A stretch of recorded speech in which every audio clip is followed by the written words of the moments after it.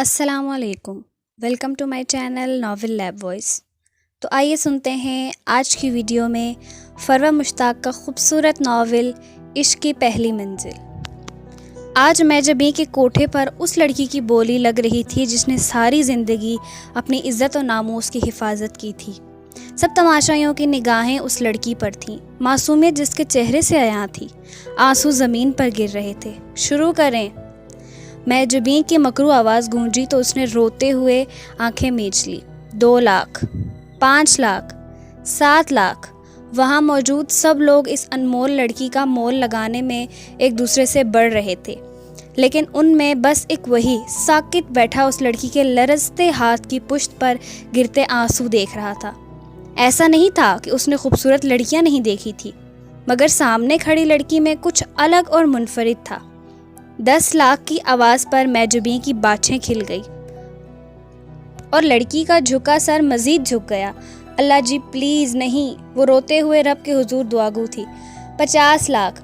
سارے مجمع کی خاموشی کو اسی کی سرد آواز نے توڑا تھا۔ طلال صاحب کے 3 بچے تھے، صارم، عنایہ اور سب سے چھوٹا دائم، جو طلال صاحب کا بہت لاڈلا تھا۔ ہائی سوسائٹی کی وجہ سے اس میں تمام برائیاں موجود تھیں، بارز، کلب، صنف نازک سے دوستیاں، یہ ان کے سرکولر میں عام تھا۔ طلال صاحب بچوں کو اسپیس دینے کے قائل تھے، جبکہ سارا بیگم زور زبردستی اپنا ہر فیصلہ دائم پر تھوپتی تھیں، تبھی وہ ماں کے مقابلے میں باپ سے زیادہ اٹیچ تھا۔ سارا بیگم اور طلال صاحب کے سمجھانے پر وہ آفس جانا شروع کر دیتا ہے۔ شروعات میں تو اسے کچھ سمجھ نہ آیا، مگر وقت کے ساتھ وہ بزنس کے تمام مسائل اور نئی چیزیں سیکھ رہا تھا۔ اس کی مصروفیات کی وجہ سے وہ دوستوں کو بھی وقت نہ دے پاتا، پر آج وہ سب جیسے تیسے اسے اپنے ساتھ یہاں لے ہی آئے تھے۔ مگر یہاں آتے ہی 50 لاکھ میں دائم نے لڑکی خریدی تو سب نے اپنا سر پیٹ لیا۔ وہ سب موج مستی کرنے آئے تھے، لڑکی خریدنے نہیں۔ دائم کسی کی بھی پرواہ کیے بنا 50 لاکھ کا چیک میجبیں کے منہ پر مار کر روتی ہوئی ایدھن کا دوپٹہ اٹھا کر اس کے سر پر اڑاتا ہے اور اپنے ساتھ لیے باہر نکل آیا۔ دائم کی اس حرکت پر سب ششدر تھے۔ دائم ایدھن کو لے کر اپنے فلیٹ پر آ گیا۔ ایدھن سخت گھبرائی ہوئی تھی کہ ایک جگہ سے نکل کر دوسری جگہ پھنس گئی۔ روتے ہوئے وہ دائم سے کہتی ہے، میں ایسی لڑکی نہیں ہوں، آپ کیوں لائے ہیں مجھے یہاں؟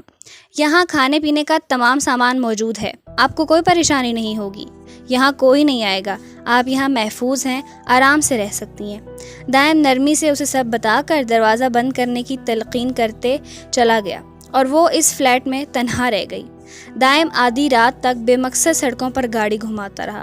وہ خود بھی نہیں جانتا تھا کہ اسے کیا ہوا تھا، کیوں اسے اس لڑکی کی تکلیف برداشت نہ ہوئی تھی۔ اب آگے کیا کرتا وہ خود بھی نہ جانتا تھا۔ بزنس مین ہونے کے ساتھ طلال صاحب سیاست دان بھی تھے اور الیکشن قریب ہونے کی وجہ سے وہ بہت مصروف رہے تھے، مگر وقت ملتے ہی انہوں نے اپارٹمنٹ کا چکر لگایا اور ایدھن کو وہاں موجود دیکھ ان کا دماغ گھوم گیا۔ دائم کو فوراً کال کر کے اسے اپارٹمنٹ بلوایا تو لمحے بھر کو دائم بھی بوکھلا گیا کہ اب ایدھن کی موجودگی کی وضاحت کیسے کرے گا۔ 3 دن سے مصروفیات کی بنا پر وہ اپارٹمنٹ کا رخ نہ کر سکا تھا۔ اب طلال صاحب کی کال پر وہ حقیقی معنوں میں پریشان ہو چکا تھا۔ رستے میں اس نے اپنے بیسٹ فرینڈ علی کو کال ملا کر سمجھایا کہ 10 منٹ بعد میں کال کروں گا، تب ڈیڈ سامنے ہوں گے، تم نے ایسے بات کرنی ہے جیسے کچھ دن پہلے میری شادی ہوئی ہے، گھر والوں کو بتائے بغیر، باقی سب بعد میں سمجھاتا ہوں، سنبھال لینا، مروا نہ دینا۔ اپارٹمنٹ تک پہنچتے ہوئے وہ خود کو کمپوز کر چکا تھا، تبھی اندر داخل ہوتے ہی خوشگوار موڈ میں طلال صاحب سے مخاطب ہوا۔ ڈیڈ آپ یہاں کیسے؟ کوئی کام تھا تو مجھے بلوا لیا ہوتا۔ یہ لڑکی کون ہے اور یہاں کیا کر رہی ہے؟ طلال صاحب گرجے۔ ڈیڈ یہ میری بیوی ہے ایدھن۔ دائم کی بات پر طلال صاحب کے ساتھ ساتھ ایدھن بھی حیران رہ گئی۔ تم ابھی اتنے بڑے نہیں ہوئے کہ خود سارے فیصلے کرو۔ طلال صاحب کے غصے پر بھی وہ پرسکون رہا اور کہا، ڈیڈی علی اس نکاح کا گواہ ہے۔ کہتے ہی اس نے علی کو کال ملائی اور اس نے ایسی زبردست ایکٹنگ کی کہ دائم نے منہ موڑ کر بمشکل ہنسی کنٹرول کی۔ ایدھن بھی پھٹی پھٹی آنکھوں سے کبھی اسے اور کبھی موبائل کو دیکھتی، جہاں کوئی عقل سے پیدل نان سٹاپ شروع ہو چکا تھا۔ فون بند ہوتے ہی ڈیڈی راستے میں پڑے ٹیبل کو ٹھوکر مارتے باہر نکل گئے تو دائم نے سکون کا سانس لیا، اور پھر اگلے آدھے گھنٹے میں اس نے ایدھن سے سچ مچ نکاح کر لیا، کیونکہ بنا کسی رشتے کے وہ اسے اپنے ساتھ نیو نہیں رکھ سکتا تھا۔ علی اپنی بہن رابیل کو بھی ساتھ لے آیا تھا۔ نکاح کے بعد ایدن رابیل کے گلے لگ کر خوب روئی. اسے اپنی فیملی بہت یاد آ رہی تھی. اسے یوں روتے دیکھ علی کی بھی آنکھیں نم ہو گئی.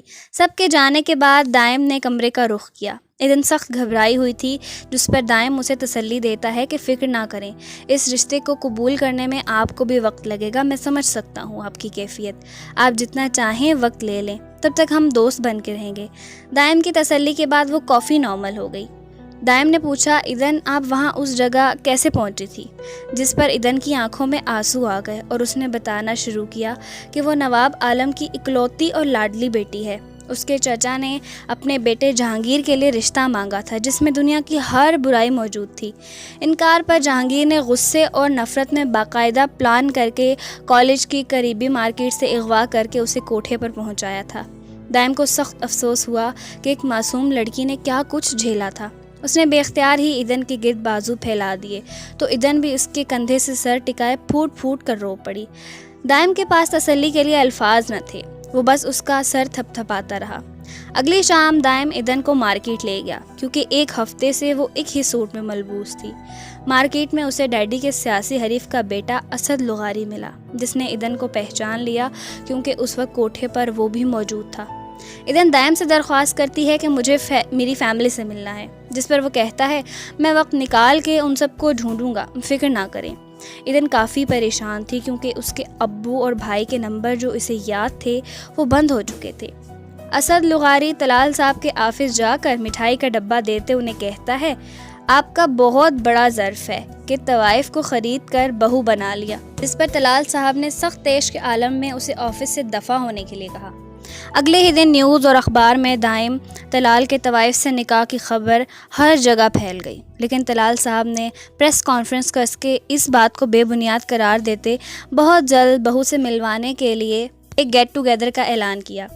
طلال صاحب کے حکم پر دائم ایدن کو گھر لے آتا ہے. ناراض ہونے کے باوجود طلال صاحب نے معاملات کو سنبھال لیا تھا.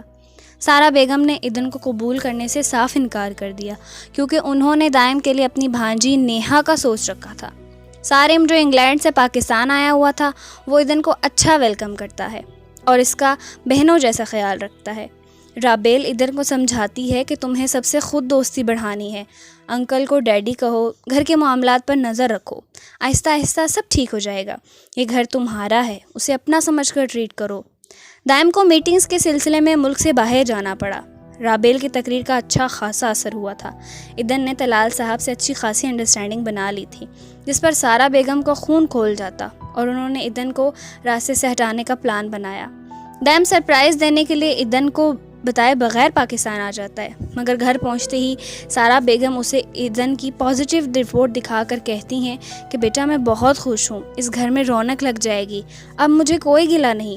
دائم پتھرائی آنکھوں سے رپورٹ دیکھ رہا تھا. ایدن اور اس کا ایسا تعلق نہیں تھا تو پھر یہ رپورٹ؟ تیر کسی تیزی سے اسے کمرے کی طرف جاتے دیکھ سارا بیگم فاتحانہ انداز میں مسکرائیں. ایدن جو بیڈ شیٹ سیٹ کر رہی تھی دائم کو سامنے دیکھ حیرت اور خوشی کے ملے جلے اثرات لیے اس کی طرف بڑھی. ارے آپ کب آئے؟ بتایا بھی نہیں، میری غیر موجودگی میں آپ اسپتال وغیرہ گئی تھیں؟ دائم کی سرد آواز پر ایدن کے بڑھتے قدم رک گئے. نہیں، میں کیوں جاؤں گی، میں تو نہیں گئی. دائم سر ہاتھوں میں تھامے صوفے پر گرنے کے انداز میں بیٹھا. کیا بات ہے دائم، ہوا کیا ہے؟ ایدن کے پوچھنے پر دائم رپورٹ اس کی طرف بڑھا دیتا ہے. رپورٹ دیکھ ایدن کو آسمان سر پہ گرتا محسوس ہوا. یہ جھوٹ ہے، وہ بہتان ہے. آپ کو تو مجھ پہ بھروسہ ہے نا دائم، میں بے قصور ہوں، یہ جھوٹ ہے. صدمے اور دکھ کی کیفیت میں ایدن کے الفاظ ٹوٹ کر ادا ہوئے. دائم نے اسے خود سے لگاتے تسلی دی کہ میں نے آپ سے وضاحت مانگی ہے کیا؟ مجھے آپ پہ بھروسہ ہے، اس کاغذ کے ٹکڑے بدلے میں آپ پہ شک کبھی نہیں کر سکتا. اس کی بات پر ایدن کچھ پرسکون ہوئی مگر خوف اس کے چہرے سے عیاں تھا. وہ جتنی بھی اچھی ہو لوگوں کی چالوں کا مقابلہ نہیں کر سکتی تھی. رپورٹ پر لکھے ڈاکٹر کے نام سے وہ اس کلینک پر جا کر ڈاکٹر شمائلہ سے سختی سے پوچھتا ہے تو وہ بتاتی ہیں کہ سارا بیگم کے کہنے پر مجبوراً مجھے یہ رپورٹ بنانی پڑی. دائم نے دکھ کی کیفیت میں آنکھیں میچ لی کہ سارا اس حد تک چلی گئیں وہ سوچ بھی نہیں سکتا تھا. گھر آ کر اس نے سارا بیگم سے دو ٹوک الفاظ میں کہا کہ نیہا دوبارہ اس گھر میں نہیں آئے گی، کوئی کچھ بھی کر لے میں ایدن کو نہیں چھوڑوں گا، مجھے اس پر پورا یقین ہے. اگلے روز دائم نے ایدن کو تیار ہونے کے لیے کہا کہ مہمانوں سے آپ کو ملوانا ہے۔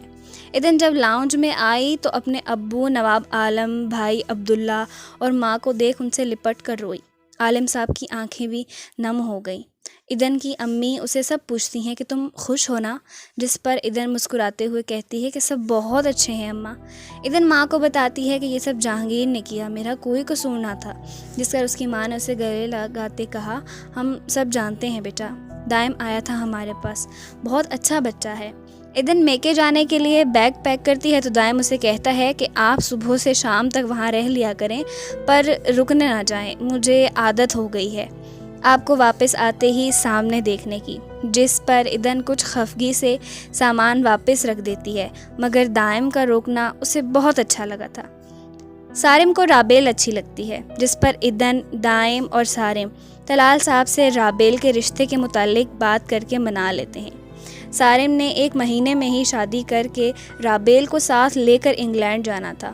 علی کے والد طلال صاحب کے فیملی فرینڈز میں سے تھے، سو انہوں نے بھی رضامندی دے دی۔ یوں سارم اور رابیل کی شادی کی تیاریاں شروع ہو گئی۔ دائم کے مصروف شیڈول کا فائدہ اٹھاتے سارا بیگم ایدن کو شاپنگ کے بہانے ساتھ لے جا کر ریڈ لائٹ ایریا کے قریب چھوڑ آتی ہیں۔ راستوں سے واقفیت نہ ہونے کی وجہ سے 2 گھنٹے ایدن وہیں کھڑے رہ کر سارا بیگم کا انتظار کرتی ہے۔ اندھیرا چھا چکا تھا۔ ایدن کا موبائل بھی سارا بیگم نے لانے نہ دیا تھا، یہ کہہ کر کہ مارکیٹ ہی تو جا رہے ہیں، آ جائیں گے واپس کچھ دیر میں۔ خوش قسمتی سے ایک فیملی ایدن کو مل جاتی ہے اور ان کے موبائل سے وہ دائم کو کال کرتی ہے، لیکن میٹنگ میں ہونے کی وجہ سے دائم نے کال نہ اٹھائی۔ ایدن سخت بے چینی اور بے بسی سے دوبارہ کال ملاتی ہے۔ اس فیملی کو بھی گھر جانا تھا۔ اس بار دائم نے کال اٹھائی تو ایدن روتے ہوئے اسے سارا ماجرا سناتی ہے۔ دائم اس سے کہتا ہے کہ ایڈریس پوچھ کر بتاؤ، اور ایڈریس سنتے ہی دائم کا دماغ بھگ کر کے اڑا۔ وہ 10 منٹ میں ہی گاڑی اڑاتا ہوا وہاں پہنچا تھا۔ تبھی سارا بیگم کال کر کے کہتی ہیں دائم کہاں ہو تم؟ معلوم بھی ہے ایدن کہاں آوارہ گردی کر رہی ہے، دوپہر کی نکلی اب تک نہیں لوٹی، تمہیں کچھ معلوم ہے کہ کہاں گئی ہے؟ گھر آ کر بتاتا ہوں، کہتے ہوئے دائم نے کال کاٹ دی۔ دائم ایدن کو لیے گھر پہنچا تو اندھیرا ہو چکا تھا اور سب گھر والے ڈنر کر رہے تھے۔ دونوں کو ساتھ آتے دیکھ سارا بیگم کے ہاتھ سے کانٹا چھوٹ کر پلیٹ میں جا گرا۔ پاپا روم میں آئیے، آپ سے بات کرنی ہے۔ اس کی سرد آواز پر تمام افراد نے چونک کر دیکھا۔ کیا بات ہے بیٹا، آ کر کھانا تو کھا لو، کہاں سے آ رہے ہو تم دونوں؟ طلال صاحب کے سوال پر سب منتظر نگاہوں سے دائم کو دیکھنے لگے۔ ماں اتنا کچھ کھلا چکی ہیں، اب گنجائش نہیں، آئیے ممی آپ بھی روم میں آئیں۔ دائم نے سارا بیگم کو دیکھتے کہہ کر طلال صاحب کے کمرے کا رخ کیا۔ طلال صاحب سے دائم نے اپنے فلیٹ کی چابی مانگی کہ ہمیں یہاں نہیں رہنا۔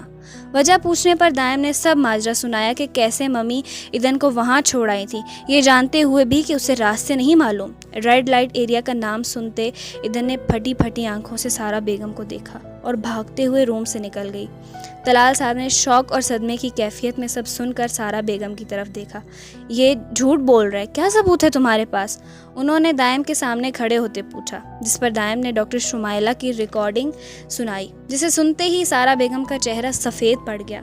پاپا میں نے ممی کو وارننگ دی تھی، آپ کو نہیں بتایا کیونکہ میں نہیں چاہتا تھا ممی شرمندہ ہوں سب کے سامنے، لیکن اب پانی سر سے اوپر جا چکا ہے۔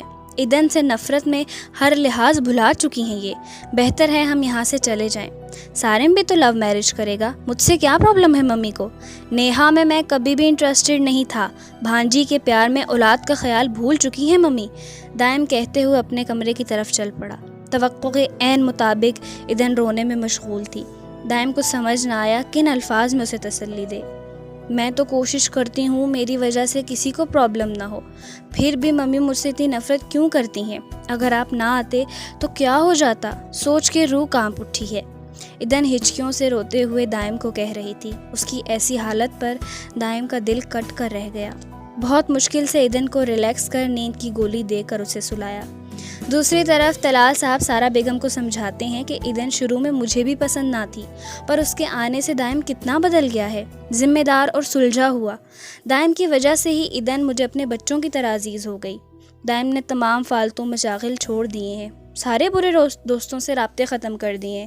وہ بدل چکا ہے اور یہ سب ایدن کی وجہ سے ہوا ہے۔ وہ بہت لاپرواہ اور فالتو مشاغل کا عادی تھا، میں سب جانتا تھا، مگر اسے اسپیس دی، اور آج میں فخر سے کہہ سکتا ہوں کہ ذمہ دار بیٹا اور انسان ہے وہ۔ اپنی غلطی کو محسوس کر سارہ بیگم اگلے دن ناشتے کی ٹیبل پر دائم اور باقی سب سے معافی مانگتی ہیں۔ ایدن بھی انہیں کھلے دل سے معاف کرتی ہے۔ رابیل اور سارم کی شادی کر دی جاتی ہے، جبکہ نیہا کا رشتہ بھی بزنس پارٹنر کے بیٹے سے طے کر دیا گیا تھا۔ رات کے فنکشن کے دوران نیہا بھی دائم، ایدن اور باقی سب سے معافی مانگتی ہے کہ آئی واز رانگ، مجھے احساس ہو گیا ہے۔ ایدن نے اوپر آسمان پہ چمکتے ستاروں کی جانب دیکھ کر آنکھوں میں آئی نمی کو صاف کیا۔ جب ہر شے حسب منشا ہو جائے تو تشکر کے آنسو آنکھوں میں آ ہی جاتے ہیں۔